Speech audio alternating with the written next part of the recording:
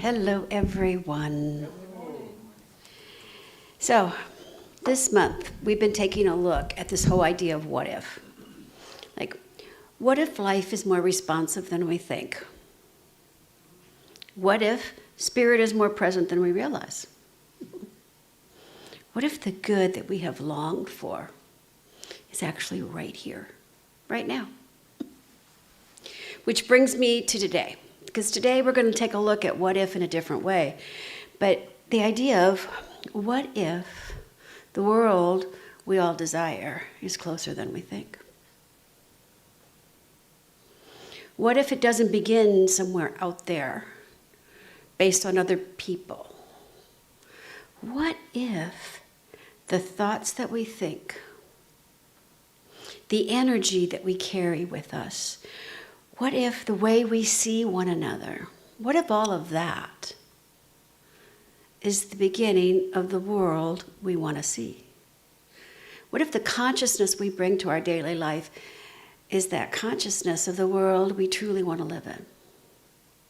Instead of all of that crazy noise out there, what if it's all right here? Just right here. You know, a lot of us, most of us, I guess, if not all of us, we look at the world and we see things that we want to change. We recognize what isn't working. We realize the pain and the sorrow. We see division and we see fear. We look at how people are talking over each other and not listening. There's stress. There's reaction. There's loneliness. There is a deep hunger, I think, within all of us for a kinder, gentler way of living life. And sometimes, for me at least, it is so overwhelming. So overwhelming that I just sort of want to shut everything out, shut it all out, and just like stay in my imagination, because it's kind of a pretty place to be. But here's what I know. When I am feeling overwhelmed, when I am feeling sad and lonely and desperate as if nothing is going to go back to the way of goodness, that's when I know that I have abandoned my spiritual chutzpah. You know, I've like forgotten who and whose I am. And that's what I love about this teaching, because you can pick up any New Thought book, any of them, and get back to the basic truth of life. And that's life with a capital L. That real change is not about forcing something. Real change begins with our consciousness. Real change begins with having an inner life that is loving, that is kind, that is peaceful, that is respectful of oneself. Real change begins with us being willing to acknowledge on a regular basis that that creative power that created everything and everyone created us and is saying, yes, my beloved, what next? That's how powerful we are. We are that powerful because our consciousness, the way we suit up and show up, is how we change our world. And not only are we changing our world, but we're changing the world of all around us. Just one small smile at a time. Ernest Holmes wrote that at the center of our being there is a divine presence. And not only do we need to accept that divine presence, but by accepting it, we are accepting ourselves. By loving it, we are loving ourselves, just as we are and just as we are not. And when we decide it is time for us to thrive, it is time for us to be in our own power and love and respect ourselves, that is when real change happens. So if we really want to change the world, I'm not saying not to do things out here, because that is equally as important. But we also have to do some changes within. We need to do some honoring. We need to take a look at our inner state and take a look at our worthiness. Because when we do that, then we're contributing to a greater whole.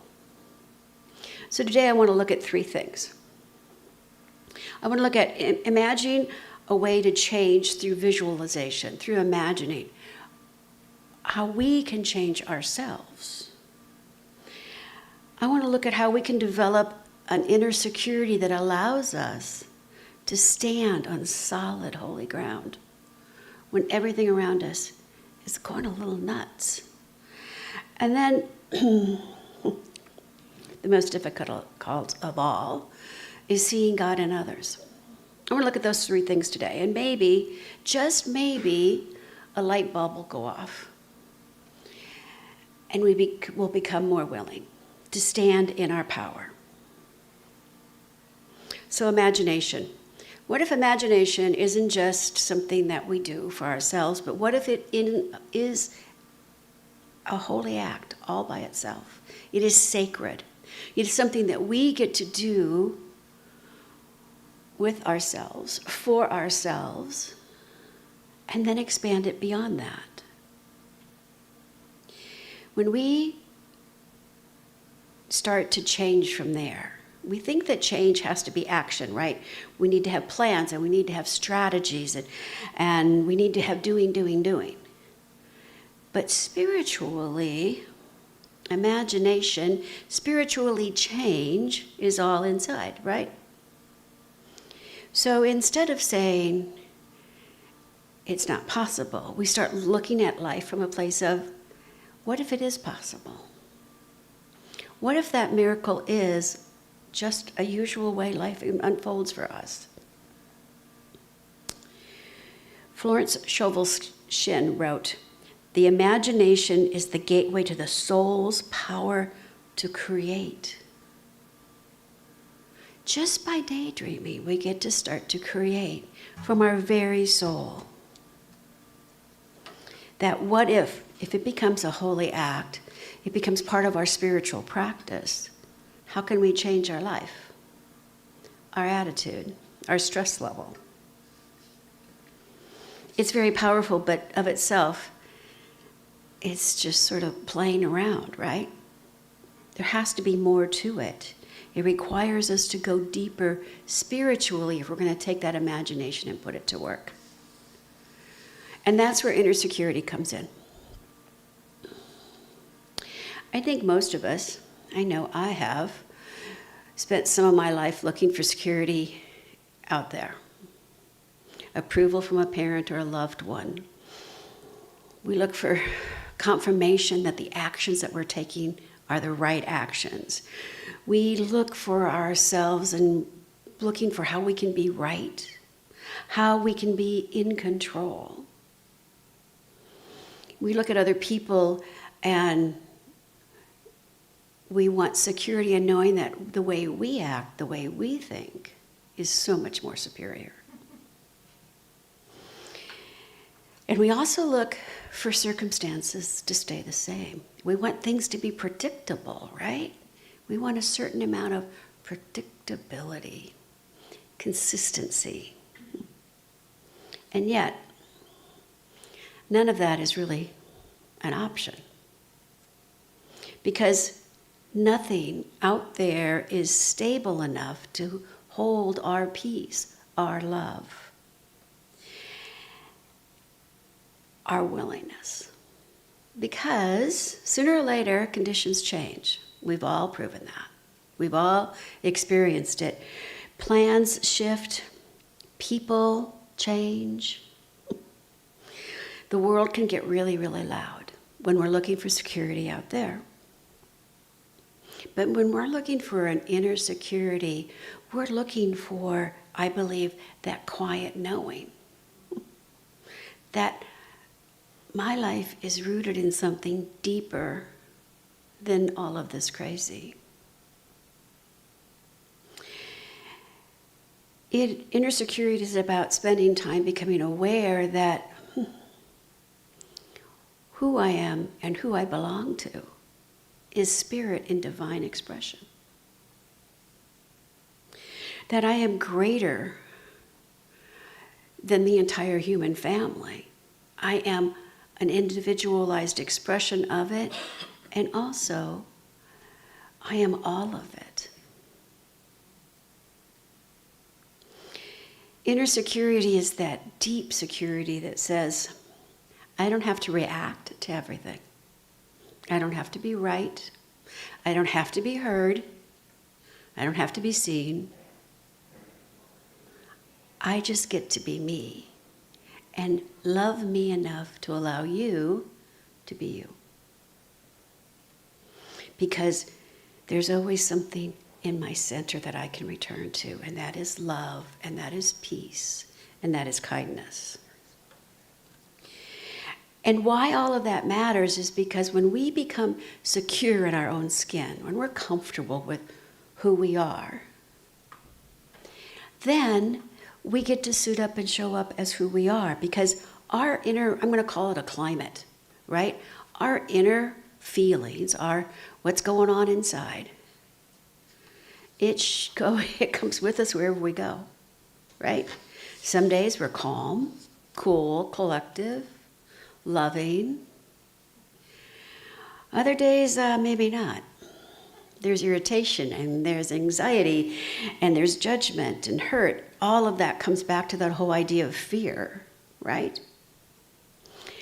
And that, whatever that is that we're feeling on the inside, we're bringing it with us. We're bringing it into our conversations and into our homes and into our cell phone conversations and into our emails. Think about it. When we're feeling really anxious, when we're not comfortable in our own skin, nobody else gets to be comfortable around us if they're really, truly aware.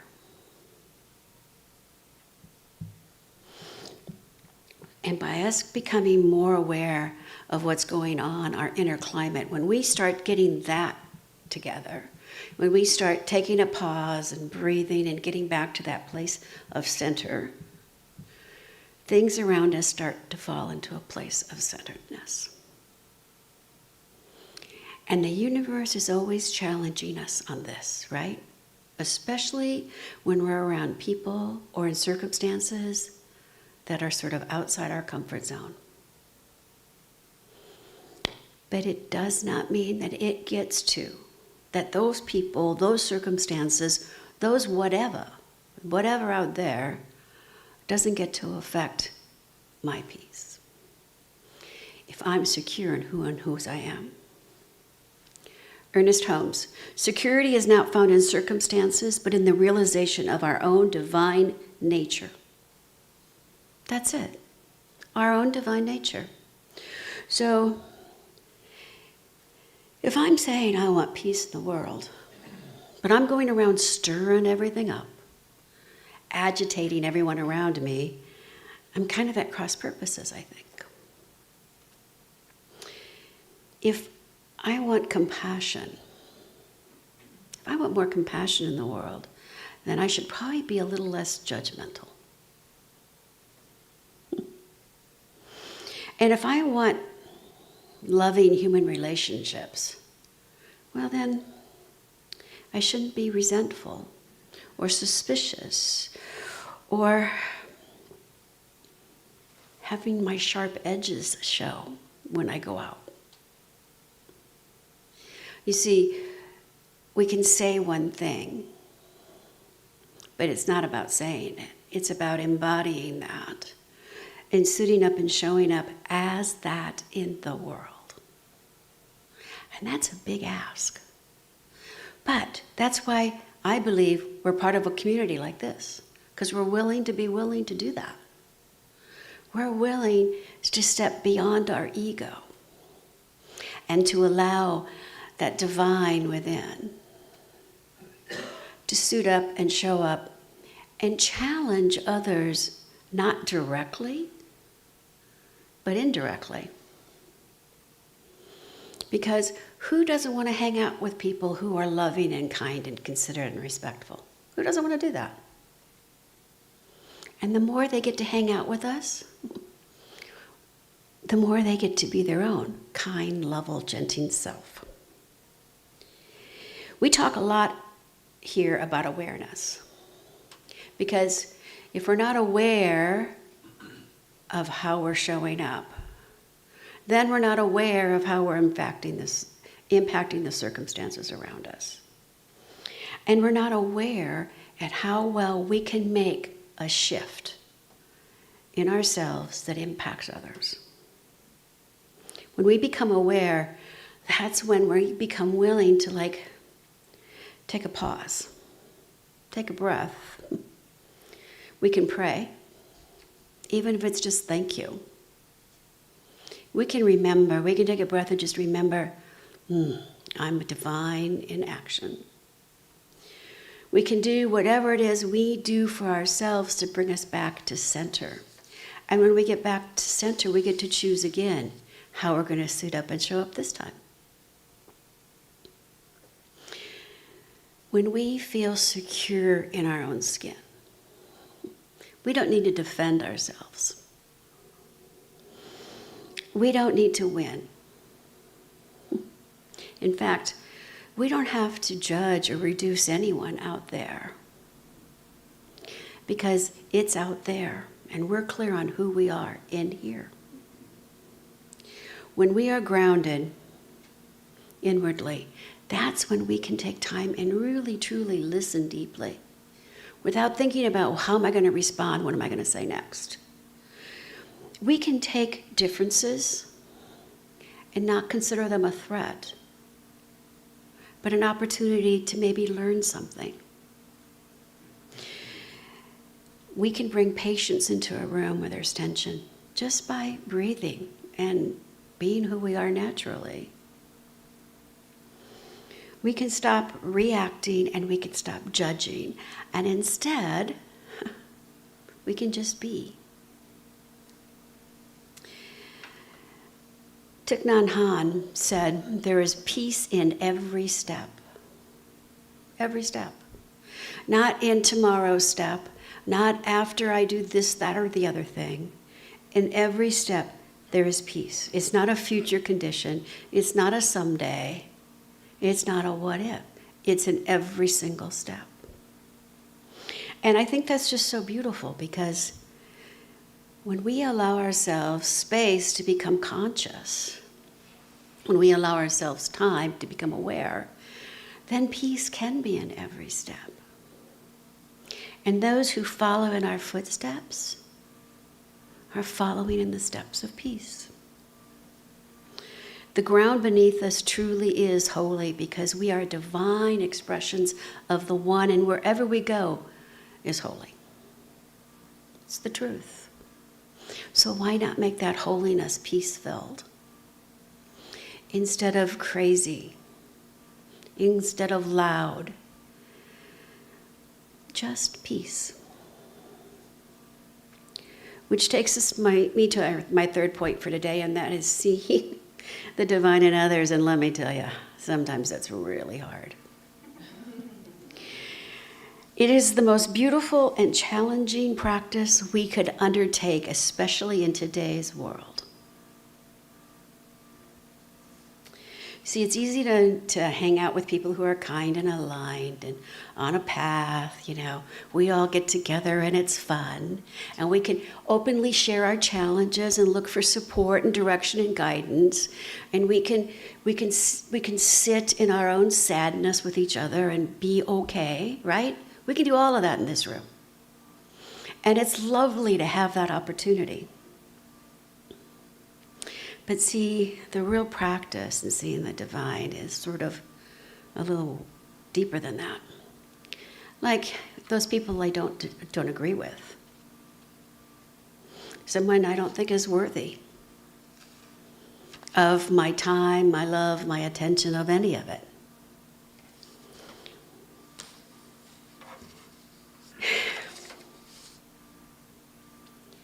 But see, if we're all the same, then it gets boring. Boring is not good. Boring is just that, boring. So it's about, and I've been practicing this a lot lately. It's about knowing that I don't have to approve of what you're doing, what you're saying, what you're thinking, what you're preaching. I don't have to approve of all of it. And I don't have to abandon my discernment of whether I want to hang out with you or not, because I probably don't, to be honest with you. But we can also not reduce people to their worst possible moment. And we can also allow ourselves to provide some grace, to provide some love, to know that, okay, I don't get it all where you're coming from. But I know that you two are the divine, and that you two have some love, and that you two are part of my world. And that somewhere beyond the fear that we both are sharing, because it all comes down to either love or fear, right? So beyond the fear, there's something sacred that's happening, no matter what. Ernest Holmes, see the good in everyone, and the world becomes a reflection of your vision. So, the question for me that I've been asking a lot is, where can I see God here? Where can I see God here? Now, sometimes, seldom, the answer comes really quick. More than likely, it has to ruminate for a while. But here it is. Just asking the question opens up one's heart, I believe. Where do I see God here? Because do you see how that shifts? Now I'm not looking to force my opinion on you. I don't even need to share my opinion. I'm not looking to force my way of life on you. I'm not looking for any of that. I just want to know what we have in common, because we all have something in common. And it's about hanging out there where there's common ground. Howard Thurman wrote, when we meet one another beyond fear, something sacred happens, and that's the real question I'm asking. What can be sacred right here and right now? Just that question can open your heart. It opens my heart. It allows me to listen a little deeper. It allows me to resist asking those questions that I know I don't really want the answers to. And instead, just to be present. That's all. Just to be present with the humanness, the divineness, without all the other stuff. So now, if imagination matters, and it is a holy act, and if inner security matters, because we are really comfortable in our own skin and willing to become even more comfortable, and if seeing God in others matters, seeking not the sameness, but seeking the respect in others that we seek for ourselves. So how does all of that show up on an ordinary Tuesday? Right? Well, I think it starts with really small acts that are meaningful. And they're not new acts.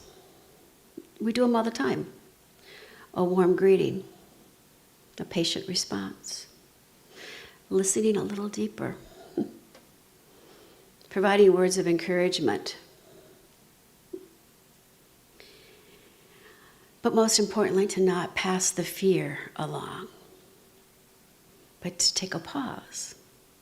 Let the fear pass and allow the divine to move in. They seem like ordinary things because we do it all the time. But what if that is our holy work? What if that is what we, in today's crazy, are called to do? To be a little kinder, a little gentler, a little more forgiving, a little more loving, just a little bit more of what we are on the inside. Sometimes we can even see this all work in the real world. There was a situation. Is actually, I'm not going to call it a story because it's a fact. But in 2020, you guys remember 2020, the whole George Floyd. So, and there were moments across the entire country, right, that was filled with tension and fear and anger and deep pain and huge division. It was everywhere. But in Flint, Michigan, on one given day in Flint, Michigan, there was a local sheriff, and his name is Chris Swanson. And he stood in front of a crowd of protesters. And you can feel the divide already, right? We've all seen it, right? Protesters on one side, law enforcement on the other side, chanting and signs. And as it started to escalate, he did something so unexpected. He walked up to this crowd, took off his helmet, and he said, "Would you be willing to make this a parade instead of a protest? Because everyone loves a parade, and we could all use a parade." And then he looked and he said, "What do you need from me to turn this protest into a parade?" And someone shouted, "I need you to walk with us." So he did. And he invited his other officers to come with him. And together they walked in peaceful protest. But it was peace-filled because they were walking together, side by side. Now, did this solve anything? No. Did it erase any injustice? No. But in that moment, something had to have shifted, right? Because all of a sudden, there was a willingness to walk together, to move together. And that's sort of what I'm talking about. We, each and every one of us, we can change the dynamic. We can change the relationship. We can change the temperature just by taking a breath, getting back to that center. Because if we wait for everything to be fixed, we're going to be waiting for a long time. But if we can bring a different consciousness into a situation, then we can have a change happen immediately, whether it's known or not. Because when we choose to not react, but to be that loving, conscious presence, we can connect any divide. We can move forward in love and not in fear. Because fear is not where our power is. Are you ready to really suit up and show up and participate in the transformation of the world to a world that we all want? A world where we're all loved and respected and fed and clothed and all of those things? I hope so. In fact, I know so. Otherwise, we wouldn't be here. We wouldn't be on this path of going deeper. So, an assignment for you. Can you tell that I used to be a teacher? Okay. This week, I ask you this week to just become conscious of your inner climate. Like, ask those questions. You know, am I someone I want to hang out with right now? I have to tell you, sometimes that answer is absolutely not. And if I don't ask it of myself, I'm blessed to have a husband that asks it of me. So there's that. But it's like this. It's like just knowing my inner climate. If I can be more peaceful, then that's in my every step. To affirm silently when it's the most difficult. The same divine life lives in you. That same divinity is within each and every one of us. The world doesn't change at once. It changes moment by moment, heart by heart, act by act, thought by thought. So maybe the question of what if truly is as simple as, what if it really begins with me? Am I willing to suit up, to show up, and to really be me? And allow you to be you. And know that it's all good and it's all God all of the time. Thank you. Namaste.